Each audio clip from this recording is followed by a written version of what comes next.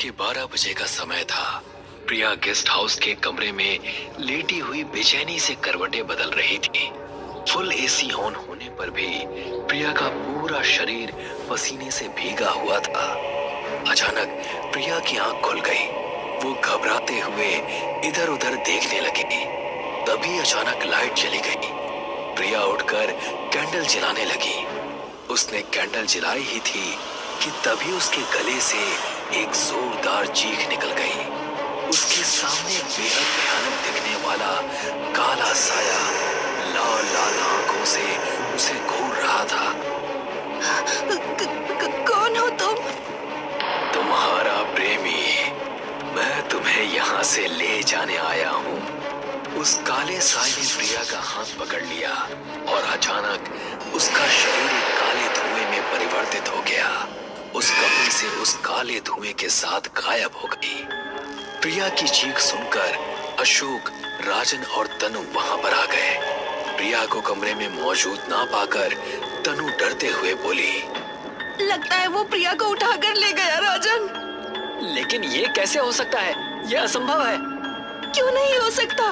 मैंने तुम दोनों से मना किया था उस खंडर में जाने के लिए, मगर तुम दोनों ने मेरी एक बात नहीं सुनी और प्रिया ने भी मेरी बात नहीं सुनी। अब देखना राजन, वो हम सबको मार देगा। अशोक प्रिया से प्यार करता था। वो प्रिया को पागलों की तरह ढूंढने लगा, लेकिन प्रिया होटल में कहीं भी नहीं मिली।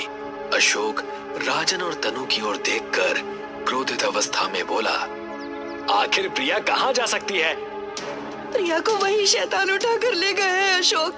आज अमावस की रात है। उस तांत्रिक ने कहा था कि वो शैतान प्रिया को उठाकर ले जाएगा। मैं उस शैतान के पंजे से प्रिया को आजाद करा कर लाऊंगा। पागल हो गया है क्या? इतनी मुश्किलों से तो हम पाकिस्तान के बॉर्डर से निकलकर यहाँ तक आए हैं। पाकिस्तान की आर्मी हमें जिंदा नहीं छोड़ेगी, और अगर उस खंडहर तक तू पहुँच भी गया तो वो शैतान तुझे जिंदा नहीं छोड़ेगा। मैं प्रिया से प्यार करता हूँ, भला मैं उसे मुसीबत में कैसे छोड़ सकता हूँ? भले ही वो खंडहर पाकिस्तान के इलाके में क्यों ना हो, मैं वहाँ जाऊंगा और गदर मचा दूंगा, लेकिन प्रिया को कुछ नहीं होने दूंगा। तू अकेला नहीं जाएगा अशोक, मैं भी तेरे साथ आऊंगा। राजन सही बोल रहा है अशोक, सिर्फ राजन ही नहीं बल्कि मैं भी तुम्हारे साथ चलूंगी। वो तीनों एक कार के अंदर बैठ गए। अशोक ने कार को सुनसान सड़क की ओर दौड़ा दिया। वो तीनों पाकिस्तानी बॉर्डर से बेहद नजदीकी किसी गांव के गेस्ट हाउस में ठहरे हुए थे। अशोक ने बॉर्डर से थोड़ी ही दूर पहले कार को रोक लिया। वो तीनों बड़ी चालाकी से झाड़ियों को पार करते हुए बॉर्डर को पार कर गए और एक घने जंगल के अंदर घुस गए।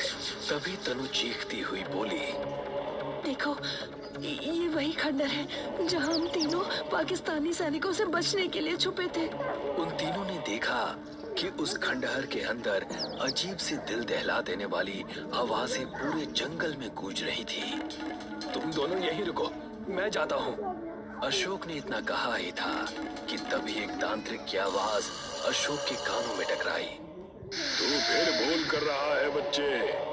तुझे मैंने पहले भी चेतावनी दी थी कि उस खंडहर के अंदर मत जाना। वो खंडहर शापित है। हम उस खंडहर में कोई पार्टी करने के लिए नहीं गए थे, बल्कि पाकिस्तानी सैनिकों से छुपने के लिए गए थे। अगर वो हमें देख लेते तो मार डालते।